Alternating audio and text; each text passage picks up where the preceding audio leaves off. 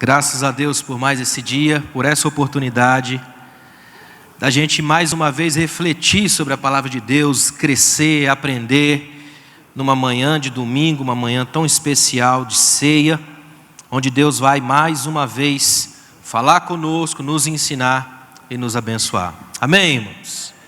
Por gentileza, abra sua Bíblia.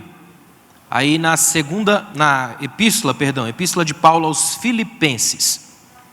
Carta de Paulo aos Filipenses, capítulo 2, nós vamos dos versículos 5 até o versículo 10. Carta de Paulo aos Filipenses, capítulo 2, versículos 5 a 10, é o texto que está como base da nossa revista aí, na lição de número 10, uma lição muito importante, com um tema muito desafiador, que é o perigo da crise emocional no exercício do poder.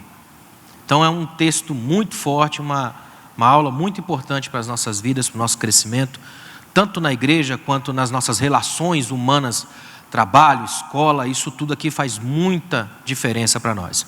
Então, vamos ler aí na carta de Paulo aos Filipenses, no capítulo 2, versículos 5 a 10, é um dos textos mais profundos da Bíblia, esse texto aí, tanto que até hoje nas grandes faculdades do mundo ainda é um dos textos mais estudados, dos que mais geram teses de doutorado, é um texto extraordinário, houve controvérsias históricas das mais tremendas na área da teologia com base nesse texto. Então, não é qualquer texto, é um texto capaz de mexer muito com a gente. Olha o que diz o verso 5 até o 10. Tende em vós o mesmo sentimento que houve em Cristo Jesus, que existindo em forma de Deus, não considerou o fato de ser igual a Deus algo a que devesse se apegar, mas pelo contrário, esvaziou-se a si mesmo, assumindo a forma de servo e fazendo-se semelhante aos homens. Assim, na forma de homem, humilhou a si mesmo, sendo obediente até a morte, e morte de cruz. Por isso, Deus também o exaltou com soberania e lhe deu o nome que está acima de qualquer outro nome, para que ao nome de Jesus se dobre todo o joelho dos que estão nos céus, na terra e debaixo da terra. Amém. O que Paulo faz aqui é praticamente um dos mais incríveis hinos de adoração a Cristo na história da igreja. Os pregadores puritanos diziam que nenhum homem cheio de si pode pregar o Cristo que se esvaziou. Isso para mim é determinante. O esvaziamento aqui é o sentido mais pleno de humildade, de entrega absoluta. E é isso que a gente vai entender ao longo dessa aula, nessa relação com o poder. Porque essa aula ela tem algo que é extremamente perigoso, que é trabalhar com o âmbito do poder. Porque a gente corre o risco de falar de tudo e não falar de nada. Então, é muito importante olhar atentamente o que a gente vai trabalhar aqui. E eu louvo a Deus por a gente ter a oportunidade, num domingo de manhã, de pensar esse tipo de coisa, como a revista coloca aí. O perigo da crise emocional, e a chave aí está isso aí, ó, no exercício do poder. Meus irmãos, a gente sabe que vive na era de todas as crises. Nós vivemos hoje na era de todas as crises, um tempo marcado pela diversidade de sofrimento. Por incrível que pareça, parece que quando a gente pensa não tem mais como algum sofrimento aparecer, aparece, é incrível. Hoje parece que é a dor da cria, não é? A gente vive numa geração de sofrimentos constantes, de abusivos a todo momento. Diante dessas crises aqui, dentre elas, talvez a mais devastadora, arrasadora seja a crise emocional. Ela está instaurada, espalhada por todos os lugares, das igrejas, às casas, às empresas, aos ambientes de negócio, no sucesso, em quem está embaixo, em todos os ambientes parece que se instaurou de uma vez por todas, como mote do século 21, a crise emocional. E quando a crise emocional se instala, tudo à nossa volta sofre. É importante pensar nisso aqui, ó. Quando a crise emocional se instala, tudo à nossa volta sofre. O nosso universo particular fica vulnerável. Os nossos sonhos agonizam. A nossa paz interior é seriamente ameaçada. Por isso é importante aqui hoje já deixar muito claro para nós que nunca brinque com crises emocionais. Leve isso a sério. Olhe no rosto desse monstro. Porque essa coisa, quando se instala, ela rouba de nós o fluxo da vida. ela arrebenta com as propostas humanas, ela destrói nossa existência, aquilo que nós temos de mais sagrado. Quando a crise emocional atinge o líder, ou aquele que exerce o poder, aí a gente tem a semente da tragédia. Porque poder e crise emocional é uma combinação explosiva, uma receita para o abismo, um trainee do inferno. Onde tem poder e crise emocional juntas, vira uma crise existencial completa. Até porque, irmãos, quem está no exercício do poder, talvez o maior desafio é lidar com as próprias emoções. Os gregos diziam que o grande herói não é aquele que vem e domina uma cidade, mas aquele que consegue dominar a si mesmo.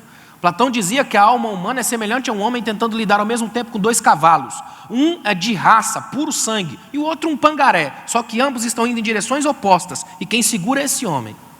Imagina como é difícil lidar com as próprias emoções. E aqui a gente vai trabalhar um pouco isso hoje, para ter uma ideia geral do que a gente vai pensar. Por exemplo, talvez a grande pergunta que fique na cabeça é: o que é, afinal, uma crise emocional? E eu queria deixar numa frase bem simples, para não correr o risco de ninguém não entender ou de divagar demais. É importante que se lembre disso aqui. O que é uma crise emocional? É quando a gente perde o equilíbrio das próprias emoções. Quando a gente perde esse equilíbrio, aí a coisa fica cruel. Porque escute uma coisa, esse estado de desequilíbrio produz diversas deformidades e instabilidades. É como se a teia da alma vibrasse numa outra dimensão. A partir do momento que a gente perde o equilíbrio das próprias emoções, começa um emaranhado na própria alma, uma bifurcação na vida, a gente não sabe para onde ir. Eu fiz uma listinha de algumas coisas que começam a acontecer quando a crise emocional se instala. Por exemplo, uma irritabilidade constante. Você vai encontrar gente que parece que está a todo momento quase com um fio desencapado, encosta que dá choque, a irritabilidade constante. Outra coisa, ataques de pânico, medo a todo momento, de tudo e de todos, de qualquer sombra, de qualquer perigo, de qualquer susto. Tem um provérbio antigo que diz que não é por acaso que cada susto causa em alguém 100 tipos de medos diferentes. Medo é um bandido que não quer sua joia, seu carro, nem sua conta bancária. Ele quer sua paz.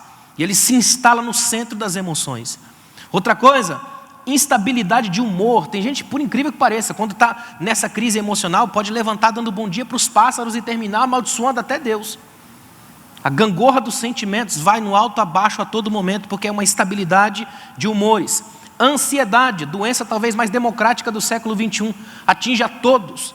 Dizem os psicólogos que a ansiedade é a cadeira de balanço, exige esforço, mas não te tira do lugar. Há muita gente vivendo escrava da ansiedade, roendo unhas e esperando que o mundo antecipe alguma coisa, captando sinais dos eventos da história. Alguns fazem isso até na igreja e projetam para Deus, para a Bíblia ou para o sagrado, a cartomante gospel do momento. Então é importante lembrar que a ansiedade rouba da gente o estar aqui, nesse lugar. Outra coisa que acontece quando você está em crise emocional é o descontrole, e ele entra em todas as áreas. Você grita com quem te ama, você abusa de quem te recebe, você vira as mesas que te dão de comer. O descontrole faz isso, arrebenta o estado do ser, de que se conhece o respeito do um com o outro.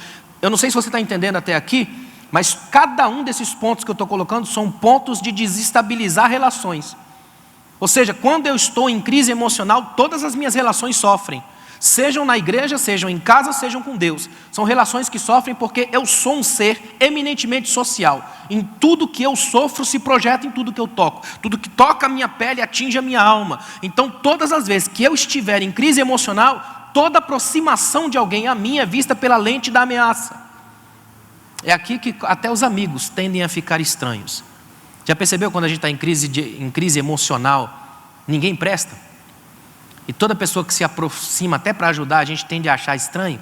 A gente quer um tempo, um espaço. Quer ver mais uma coisa? Insônia, dentre outras complicações. Quando a crise emocional se instala, você não dorme bem, você não come bem, você não está feliz. E isso não significa necessariamente o final da história. Ela pode ser um começo e precisa ser tratado. Escute uma coisa aqui, ó. Existem diversos fatores que podem desencadear uma crise emocional. Por exemplo, a preocupação exagerada com a opinião alheia.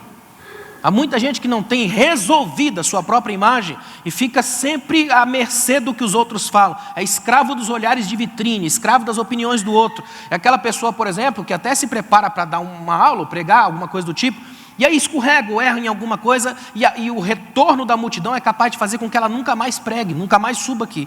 porque fica escravo eternamente de um resultado de um momento. Há muita gente escrava das opiniões do outro. Por exemplo, tem gente que não consegue ser feliz com a bênção que tem em casa, porque passa a vida inteira olhando para aquilo que é projetado na imaginação do outro. O outro tem a casa melhor, tem o carro melhor, tem a esposa melhor, tem os filhos melhores, até que você conviva uma semana com o outro e descubra que a vida dele não é tão bonita assim. A gente idealiza aquilo que não conhece de perto. Por isso que de perto todo mundo é feio, não é? A gente conhece as pessoas de perto e percebe realmente que de perto é complicado. Por que você acha que a gente tem que se arrumar todo para sair? Porque nem a gente se suporta no estado normal, não é? A vida é fazer caras e bocas para que o mundo não veja a coisa estranha que a gente esconde. Sejam bem-vindos à vida. É por isso que Deus nos ama fora de todos os esquemas de religião. O Deus que nos ama exatamente como somos, não a projeção, a persona, a máscara que a gente cria. Olha que coisa interessante. Outra coisa que pode desencadear as terríveis crises emocionais é a baixa autoestima. O problema da baixa autoestima é que geralmente ela te leva a ficar sufocado numa doença chamada vitimismo. A doença da vitimização. Eu sou a eterna vítima. Tudo está acontecendo errado porque ninguém olha para mim, porque está tudo contra mim o tempo todo. E eu fico num emaranhado e esse negócio é tão terrível porque ele é sedutor. Ele tende a te puxar para baixo porque os olhares de compaixão do outro tendem a ser bom para a gente. Então a gente se sente na vontade de que o outro olhe para a gente. Tem gente que vive nisso eternamente, a tal ponto que se você for ajudar, ele não quer ajuda. Ele quer só que você diga, não, está certo, você é o pior sofredor da história. Aí ele fica feliz, não é? Porque não entende ainda que o vitimismo é uma doença, é como dizem os escritores antigos, uma emoção prostituta. Olha que interessante.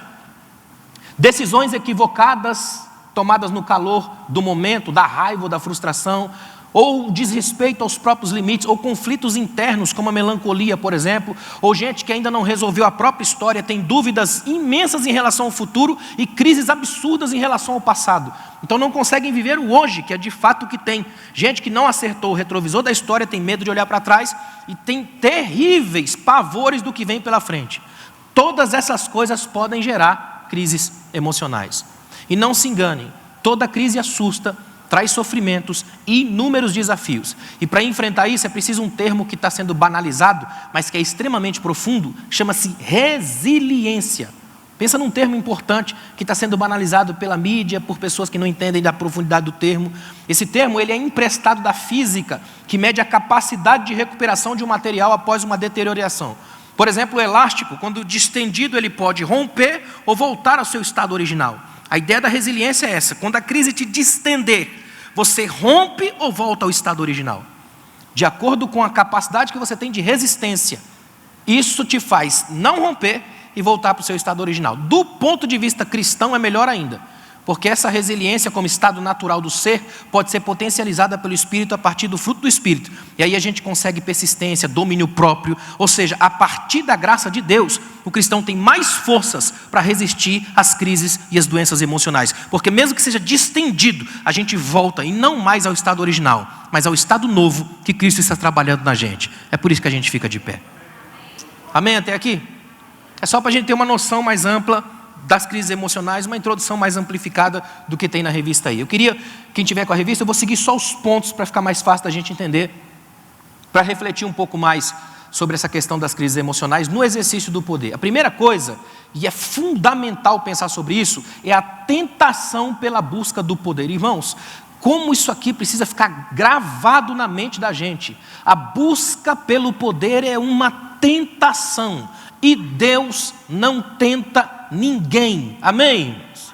Não existe tentação vinda de Deus. Tentação é sempre diabólica. O que vem de Deus é uma provação e sempre para algo bom. É importante lembrar disso. A tentação, a busca pelo poder é uma tentação. Escuta uma coisa aqui, ó. Na verdade, ela é uma das grandes tentações que nos assolam.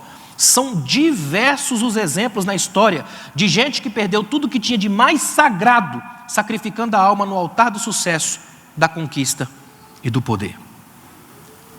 Eu vi recentemente um cartoon onde um empresário estava sentado na sua mesa, no topo de um prédio, num lugar maravilhoso, espetacular, uma Dubai da vida, e ele disse assim, ó, na frasezinha: eu consegui, cheguei lá, eu tenho tudo o que eu quero. Aí embaixo, agora eu preciso de amor.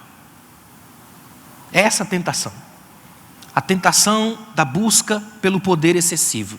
Escute uma coisa aqui, ó. Lembre-se para o resto da sua vida: tudo na sua vida que você buscar a qualquer custo pode custar caro demais. Não tem nada mais extraordinário do que você ter sua família aqui hoje. Não tem nada mais lindo do que você poder abraçar sua esposa, seu filho, sua filha, seu pai, sua mãe, de você estar aqui hoje, num domingo de manhã, abençoado por Deus, feliz, mesmo que o mundo esteja imerso no caos de algum modo, a graça de Deus ainda está sobre a sua vida e você ainda está vivo aqui hoje. Você não precisa das vitrines do inferno, você precisa do abraço do seu Pai, e é isso que Ele te dá hoje.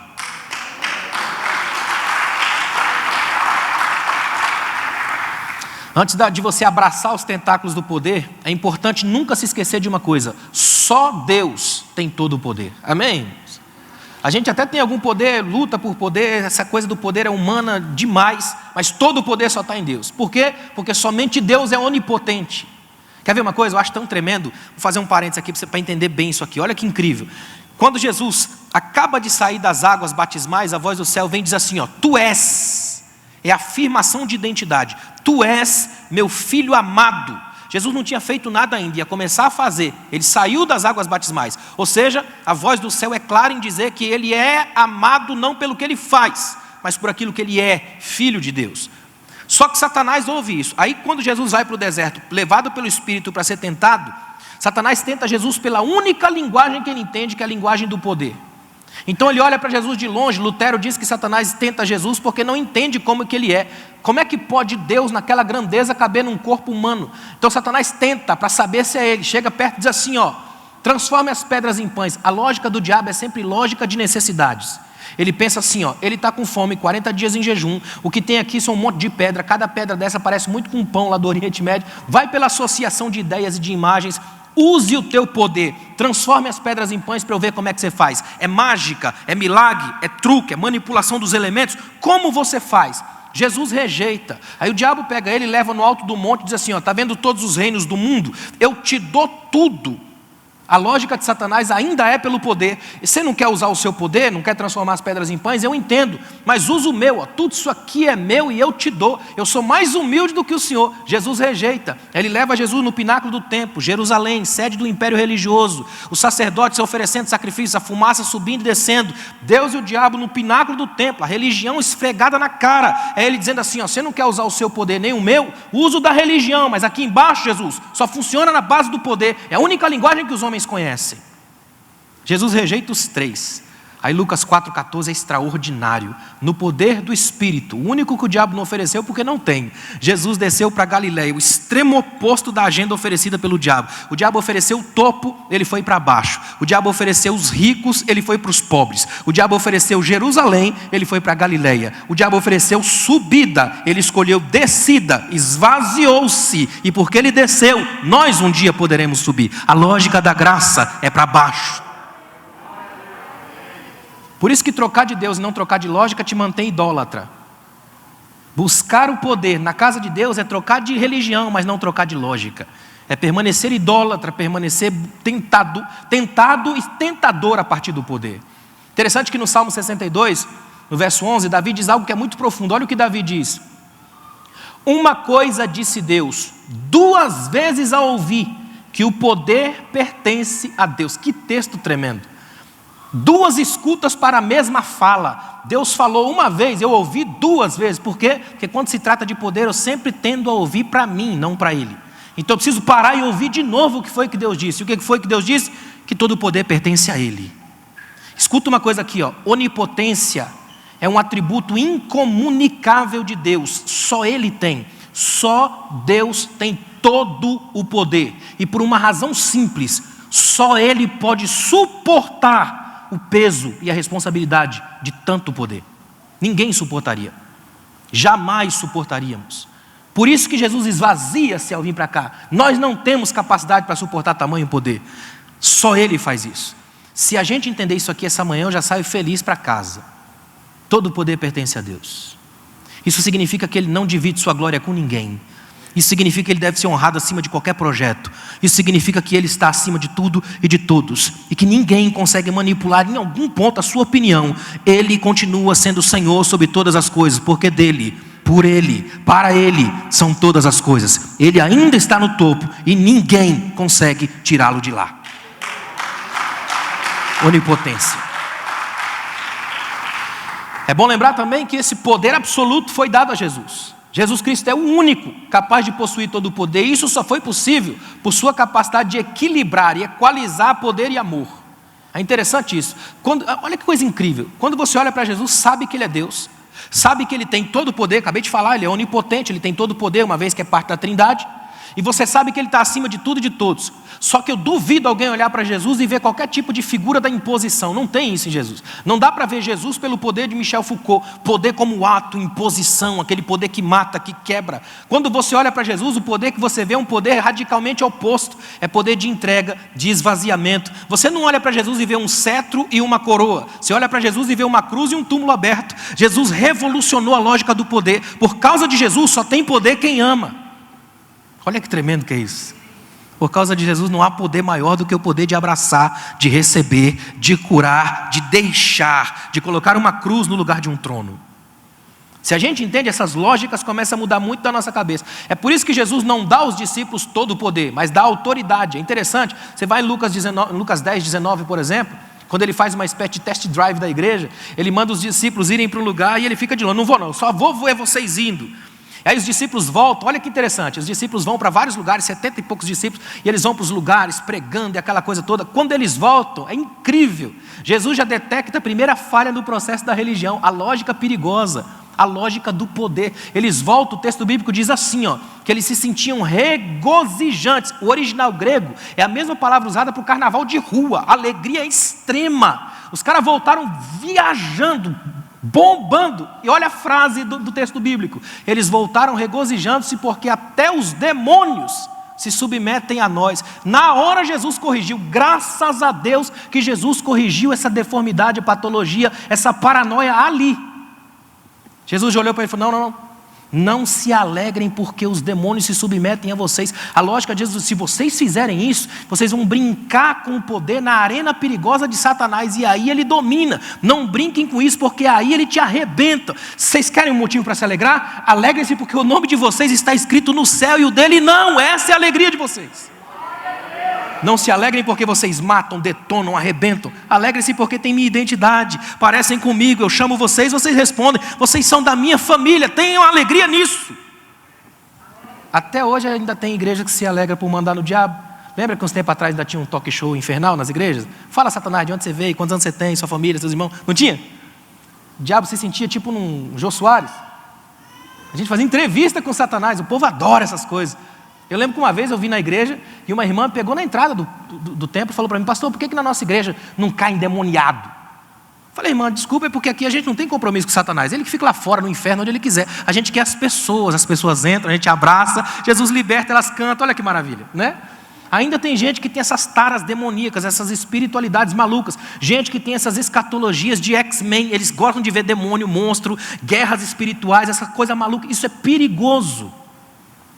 Se você é daqueles que se arrepia todo com o negócio de Satanás e de demônio, é hora de voltar para Cristo. Todo o seu compromisso é para cima, não para baixo.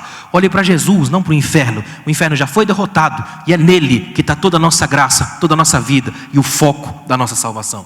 Construir uma teologia com base no inferno é construir uma teologia na lógica equivocada anticristo. É importante lembrar disso aqui. Jesus deu aos discípulos autoridade, não poder, todo o poder. Só Jesus tem todo o poder. Amém? Você vai ver que esse negócio é uma coisa tão séria para Satanás, que ele começa lá na tentativa de ser como Deus. Satanás é o nome e o rosto da revolta contra Deus. A sua sede de poder é infinita e a sua maldade também. Desde o Gênesis, lá no Éden, ele já influenciava para a busca pelo poder. A pergunta, a proposta que Satanás dá através da serpente para que o homem peque, é uma proposta interessante. Vocês vão ser como Deus. Olha a lógica dele, sereis como Deus. É legal quando você olha no Gênesis, a leitura pura do Gênesis. Se a gente for olhar assim para o Gênesis do jeito que é, olhar no texto, olha que interessante. A serpente chega para Eva e pergunta para ela assim, foi assim que Deus disse? Olha a lógica. Vocês podem comer de qualquer coisa que tenha por aqui, poder. Ela diz, não é bem assim não. A gente pode comer de todas as árvores, porém, daquela que está lá no centro a gente não pode. Aí ele fala assim, é porque no dia que vocês comerem, ela diz, no dia que nós comemos, certamente morreremos. Aí a frase de Satanás é impressionante, é colocar um adendozinho só. Ele diz assim, certamente não morrereis. Vocês não vão morrer. Aliás, vocês vão ser como Deus, sereis como Deus. Ou seja, eles até aquele momento, se a gente olhar o texto bíblico em si, Adão e Eva nunca tinham visto ninguém morrer, nunca tinham ido a um velório, não é? A lógica é, o que é morrer? É a mesma coisa que acontece com a criança. Você tem uma criança em casa, sabe disso. Você fala para ela assim, não põe o dedo na tomada que dá choque. Quando você vira as costas, a mente dela produz a pergunta, o que é choque? Nunca tomou? Aí ela vai lá, põe o dedo na tomada, volta com cara de oprimida, nunca mais peca, não é? Porque agora ela sabe o que choque significa. A lógica é mais ou menos essa, nunca morreu, o que é morte? Satanás apenas dá uma enfeitada na ideia. Morte é um negócio fantástico, quando você morrer, vocês vão ver. Vocês vão ser iguais a Deus, fantástico. Eles foram lá, morreram e a gente também. Essa é a história da nossa morte. Tudo por uma proposta de ser mais do que de fato se é. Essa coisa até hoje ainda é uma doença da humanidade. A gente nunca está satisfeito com aquilo que a gente tem. Esse é o nosso grande problema ainda hoje. Ainda sofremos desse tipo de coisa. Ele sempre, escuta uma coisa, o Satanás, o inferno, sempre tentou o homem naquilo que é o seu grande projeto, poder. Satanás não está apenas, escuta uma coisa aqui, o diabo, Satanás não está apenas no projeto de poder pessoal, mas também no sistema, nas engrenagens malignas que desestruturam a vida e o mundo. Escuta bem o que eu vou dizer aqui, ele habita no projeto político que destrói vidas. Todo projeto político que mata a gente, que arrebenta vidas, que é apaixonado pelo ódio e pela morte, não é de Deus, é diabólico. Ele habita nas caricaturas da religião que produzem engano. Toda religião que engana, que oprime, que fecha, que destrói, que não liberta, que abocanha, é diabólica. Ele habita nos abraços e sorrisos falsos que simulam piedade. Toda vez que você abraçar alguém falsamente, mesmo com ódio, é diabólico. Onde que Satanás habita? No culto sem alma e sem verdade, porque é só uma religião de hábitos, não de transformação de vida. Onde que Satanás habita? Nos sistemas montados para destruir a prostituição, e não é apenas da esquina, a de luxo, que a gente nem sabe que existe. Tem um sistema montado, ele age nos sistemas de redes de tráfico, de exploração de países, de luta de classe, de angústia, de preconceitos. Essas coisas esquematizadas, estruturadas na vida, são profundamente lógicas satânicas. Por isso a igreja existe no mundo. Não é para simplesmente achar que todo mundo tem que ser crente só porque eu sou crente. É para denunciar profeticamente que esse mundo jaz no maligno. Mas nós ainda estamos sob a graça. E enquanto estivermos sob a graça, a gente vai pregar contra, a gente vai se levantar e a gente vai viver aqui aquilo que o mundo precisa ver. A igreja. Essa é a chamada da igreja. É o foco da igreja. Onde houver uma disputa constante pelo poder, ali estará o trono de Satanás, a sua arena predileta. Onde houver disputa pelo poder, ali estará Satanás. Aí talvez alguém pense assim, bom, isso é coisa de político, de igreja grande, de pastor presidente. Muito pelo contrário. Onde houver disputa de poder entre você, por exemplo, e os seus empregados, lá na sua pequena empresa, já tem coisa satânica aí. Disputas de poder são terríveis. Onde houver uma falsidade extraordinariamente implantada, como por exemplo, você ser extremamente feliz, abençoado, um homem, uma mulher tremenda no culto, mas o Satanás para seu empregado em casa, você é diabólico. Por isso é importante a gente abraçar a verdade. Nunca abrace ninguém na igreja só porque é para fazer um jogo de relacionamento. Só se for de verdade. Para que o seu abraço seja um acolhimento e não a proposta da faca nas costas. Só abra sua boca se for para edificar e não para construir a morte de alguém.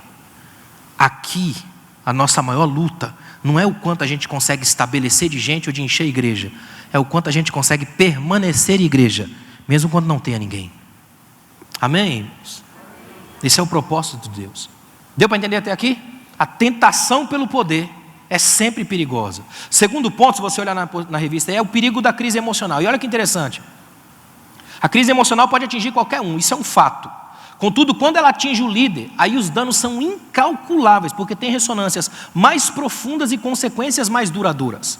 Porque quando atinge o líder, atinge quem está sob comando, quem está dirigindo pessoas. Nesse nível aqui é mais complicado. Quer ver uma coisa? Ele colocou aí a síndrome em torno das lideranças.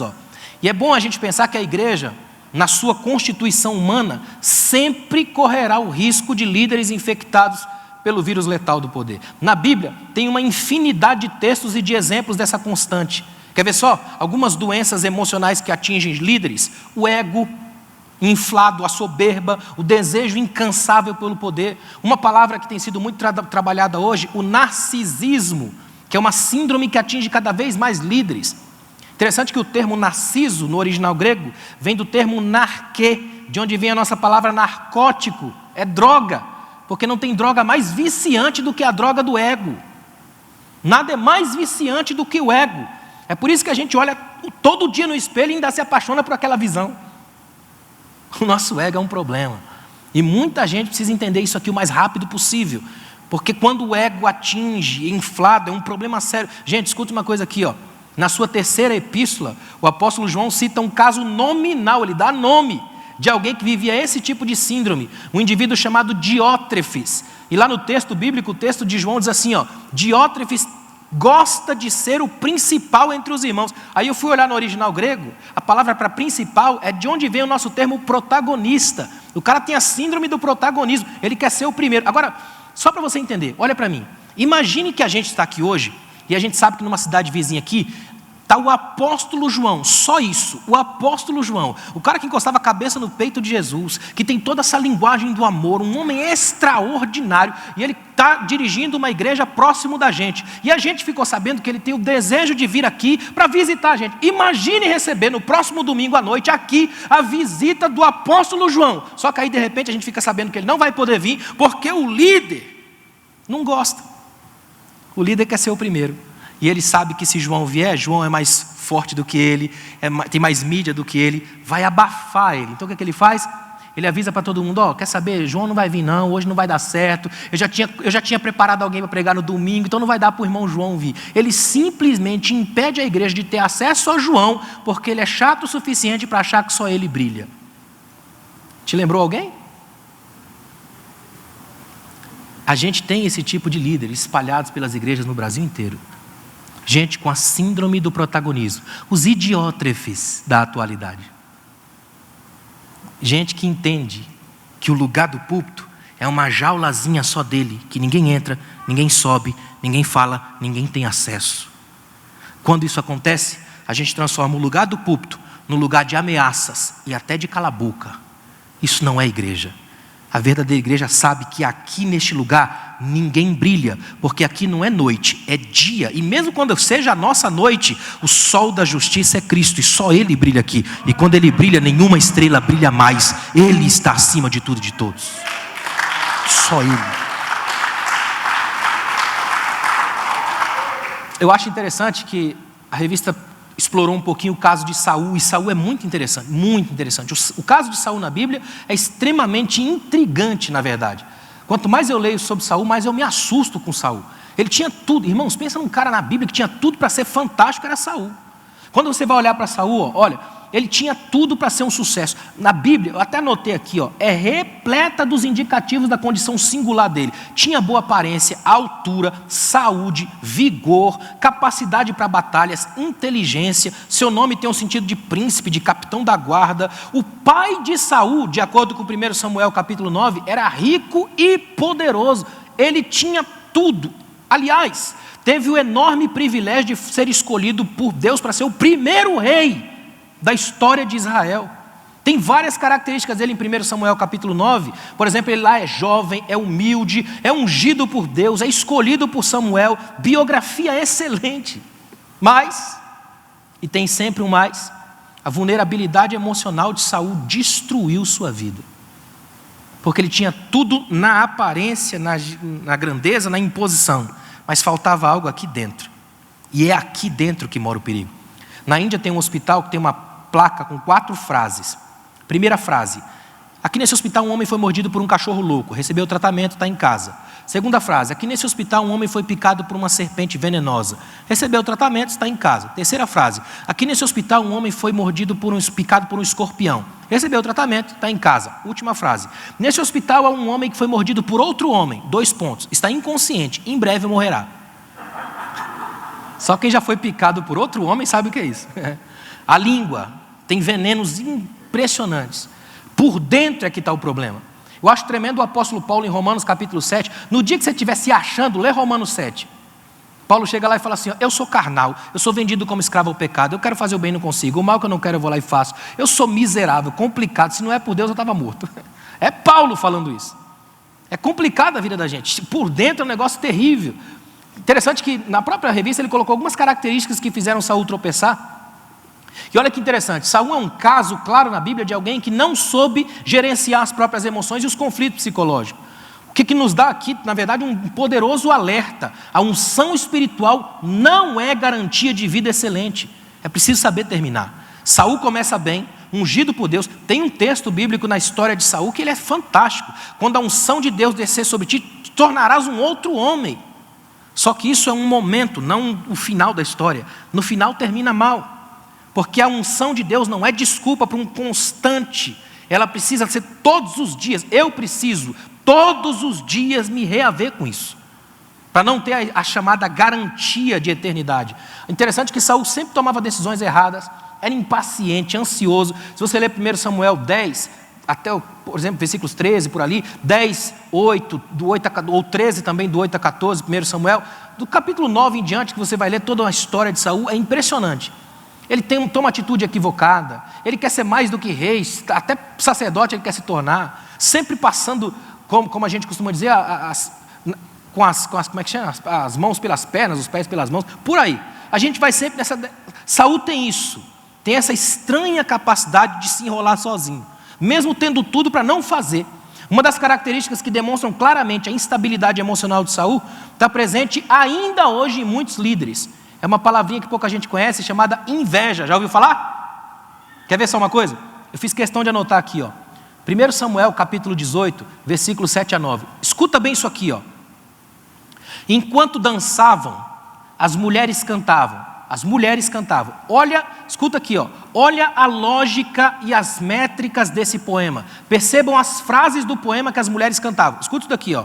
Enquanto dançavam, as mulheres cantavam. Saul matou milhares e Davi dezenas de milhares.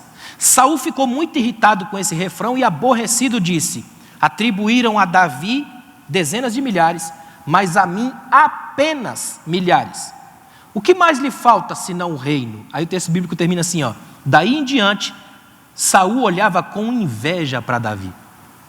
Interessante que a inveja deturpa a nossa visão. Quando você está com inveja, o pequeno sucesso do outro para você é uma hecatombe. A inveja deturpa a visão. Saul nem percebeu que as mulheres cantaram ele primeiro e Davi depois. Ele é quem inverte o poema. Cantaram sobre Davi e depois falaram um pouquinho sobre mim. Ele inverteu o poema. Ficou com ódio de Davi, projetando inveja sobre inveja, porque é sempre assim. Quando uma crise emocional se instala no exercício do poder, qualquer pessoa que se aproxima do líder, ele vê pela ótica da ameaça. Aí ele corta, aí ele tesoura, aí ele coloca só os que ele conhece, aí faz a patotinha, panelinha, esses nomes infernais da máfia celestial. Todo dia tem isso. Por isso que toda igreja na face da terra tem uma família que acha que manda na igreja e que vai para o céu só porque está lá há 500 anos. Não foi o seu sangue que correu na cruz. A gente tem que lembrar disso. A igreja tem que aprender de uma vez por todas que essas crises emocionais instaladas tendem a destruir a relação. Olha que coisa importante, quando o líder é picado pela serpente da inveja, ele apodrece por dentro. Salomão escreveu lá em Provérbios 14, verso 30, que a inveja é a podridão dos ossos. E na cultura judaica, nessa linguagem poética judaica, ossos tem o sentido daquilo que é mais profundo na gente. A lógica é, quando eu sou atacado pela inveja, eu apodreço por dentro. O pior de mim fica escondido lá dentro. Eu me torno alguém apodrecido. Vale a pena? Quando a crise emocional se instala, a gente apodrece relações, a gente apodrece gente. Terceira coisa que ele coloca aí, ó, crise emocional e a inversão de valores.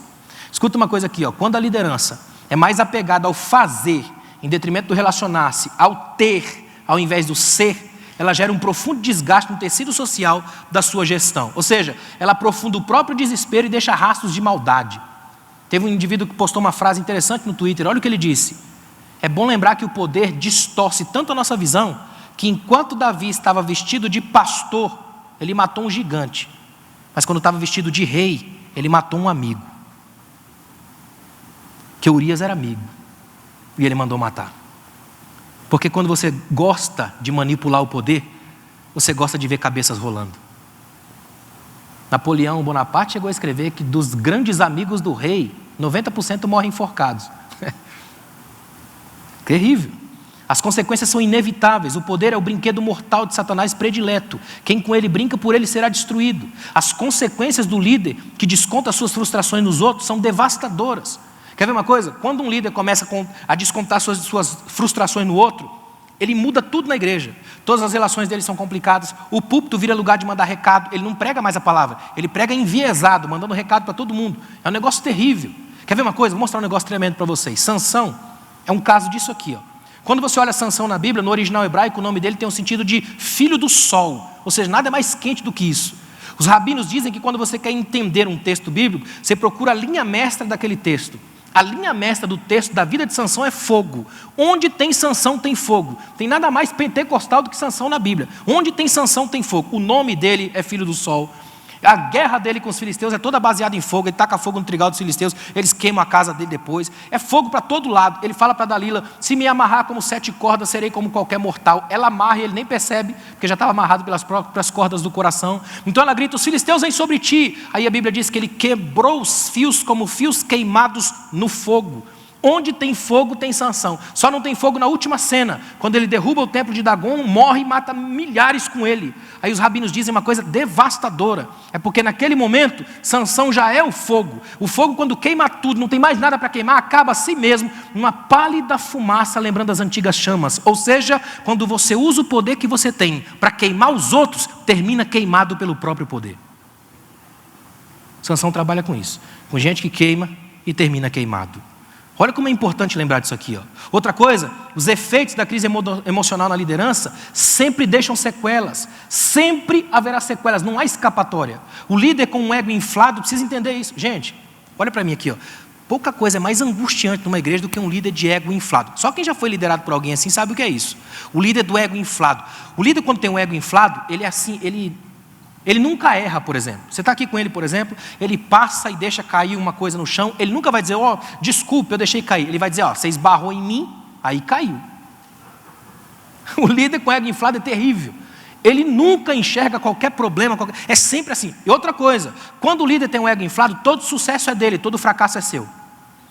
Ele vem com aquela lógica assim, ó: vem aqui hoje que hoje você vai receber a cura. Venha pela minha fé, ó a lógica. Aí você vem. Se você recebeu é porque usou a fé dele. Se não recebeu é porque usou a sua.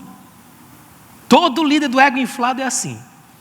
E eu queria muito lembrar ao líder do ego inflado que o mundo é um lugar cheio de alfinetes. Uma hora você encosta em um e acaba. É importante lembrar disso aqui, ó. Guarde isso daqui, ó. É a síndrome de Nabucodonosor. Aquele que se levanta, olha para a Babilônia e diz: isso aqui não fui eu, tudo eu que criei, pelo meu poder. Sabe como é que terminou? Comendo grama. Ainda é a história metafórica dos líderes de Alá Nabucodonosor. Gente que cresce, que acha que pode, que acha que domina e que termina comendo grama. Porque Deus não divide sua glória com ninguém. Ele abate o exaltado. Ele abate o exaltado. Ele dá sua graça aos humildes. A falta, escuta uma coisa aqui, ó, a falta de saúde e equilíbrio emocional prejudicam muito, não só o vocacionado, qualquer pessoa. A falta de saúde e equilíbrio emocional prejudica. O equilíbrio emocional é uma dádiva que tem que ser cuidadosamente cultivada nos jardins da nossa alma.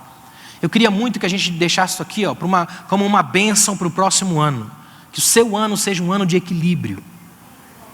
Tudo em equilíbrio, porque tudo em excesso é perigoso. Os gregos já sabiam isso. No templo de Apolo, na Grécia, tinha uma placa: nada em excesso. Tudo em excesso é perigoso. Você já viu que o abraço só é legal porque termina rápido? Experimenta segurar para ver. O cara já tinha fácil. Relaxa, irmão, né? O abraço é legal porque termina rápido. Imagina se tudo demorasse 1 milênio. É importante a gente lembrar a bênção que é o equilíbrio. Olha que interessante, o equilíbrio é fundamental para a saúde emocional. Por exemplo, o respeito aos mais velhos e a sua experiência, o aconselhamento aos mais jovens. Outra coisa importantíssima, o trato saudável com a própria família, o casamento bem conduzido, são aspectos determinantes para o equilíbrio que vai levar à saúde emocional.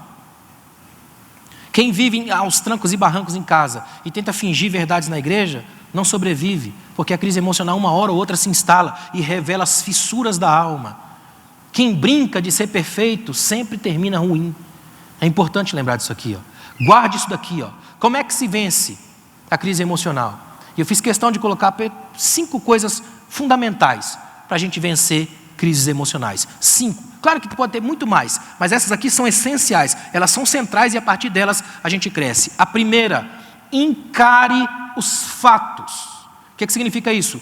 Não espiritualize nem mistifique uma crise. Crise é crise e emocional é sua. É aqui, é na gente, tem a ver com a gente. Muita gente mistifica demais, espiritualiza demais. É como o indivíduo que falou, pastor, ora pelo meu uma irmã falou para um pastor, ora pelo meu marido que ele está com um espírito de adultério. Adultério não é espírito, é obra da carne. É mais fácil jogar para Satanás do que para o irmão que não pensa, né? Muita gente espiritualiza. Já viu aqueles irmãos que não calçam a porta, o vento bate, ele arrepia todinho e fala que foi Satanás? E o diabo fica irado, fala, eu vou lá ficar batendo sua porta, irmão, né? Imagina, há muita gente que precisa lembrar, evoluir, aprender, crescer, maturidade espiritual. Isso vem em assumir que nós somos humanos e que como humanos a gente erra, a gente tropeça, a gente fracassa e os excessos e as pressões tiram a gente do foco e desequilibram, desestabilizam, vulnerabilizam. Se a gente entende isso, a gente tem um primeiro passo para um crescimento e para um equilíbrio saudável. Encare os fatos. Amém? Até porque, olha o segundo, busque ajuda profissional. Irmão, guarda uma coisa aqui, ó. Quem faz terapia não é maluco. Maluco é quem acha que não precisa de ninguém. Não é? É importante lembrar disso aqui, ó. Busque ajuda, gente, profissionais. E tem tanta gente boa, tanta gente profissional para te ajudar. E você precisa disso. Porque a visão de fora, a perspectiva do outro ajuda muito e nos faz enxergar coisas que a gente não vê. Só que olha para mim, é importante demais saber onde procurar essa ajuda. Porque às vezes, uma ajuda equivocada piora ainda mais a situação. Então é importante lembrar disso aqui.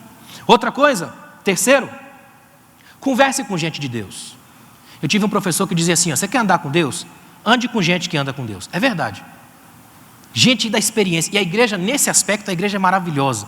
Como tem gente na igreja que anda com Deus? Eu não estou dizendo que quem anda com Deus é sempre quem sobe aqui, de terno e gravata, e que profetiza. Esses às vezes estão longe de Deus. Às vezes você vai encontrar gente transpirando Deus, caladinha, sentada no banco, só orando pela sua vida. Encontre os anônimos da graça, encontre gente escondida da sarça, encontre gente de Deus que não está na vitrine, gente de Deus que não está nos palcos, encontre as luzes que brilham na escuridão, não nos candelabros. Amém? Quarto, olha que interessante, faça exercícios físicos e espirituais, ou seja, caminhada, corrida, academia, jejum, oração e palavra, une os dois. Quando você faz isso, você não mistifica, não espiritualiza e entende que você não é apenas uma coisa ou outra. É que tem crente que acha realmente isso aqui. Ó. Olha a mentalidade de muita gente. Tem gente que acha assim, bom, quando eu estou em casa, eu sou carnal. Aí quando ele chega na igreja, ele ativa superpoderes gospel, ele vira santo. Aí aqui ele é crente, ele é super crente, ele é santo, ele ora, ele fala em língua. E em casa ele não usa a língua para falar com estranho. É só aqui que ele fala em língua estranha. É esquisito, né? Então é importante que a gente aprenda a lembrar que tanto ir quanto vir são o mesmo do ponto de vista de quem é cristão. E para fechar, lembre-se, o maior poder, o maior dos poderes, aquele que é inigualável, que está acima de tudo e de todos, o maior poder, você já tem, é o poder de amar. Fica de pé, por favor. Quando a gente ama, não tem poder maior do que esse. Porque a própria Bíblia vai definir que Deus é amor. Então quando a gente ama porque como diz João, você não amou primeiro, Ele nos amou primeiro. Obrigado, Senhor, por essa manhã. Obrigado pela oportunidade que o Senhor nos dá aqui de aprender sobre a Tua palavra, de termos equilíbrio suficiente, Pai, para que a nossa saúde emocional seja abençoada. Livra-nos do desequilíbrio, de estarmos desestabilizados, de estarmos aqui jogando sobre os outros frustrações e angústias. Que a nossa vida, a nossa bênção, a nossa casa seja a mesma, tanto lá quanto aqui, que a gente não seja contradição ambulante, mas que a gente seja Teu filho amado, Tua filha amada, gente que encontra em Ti o descanso na loucura, a graça para poder viver em paz.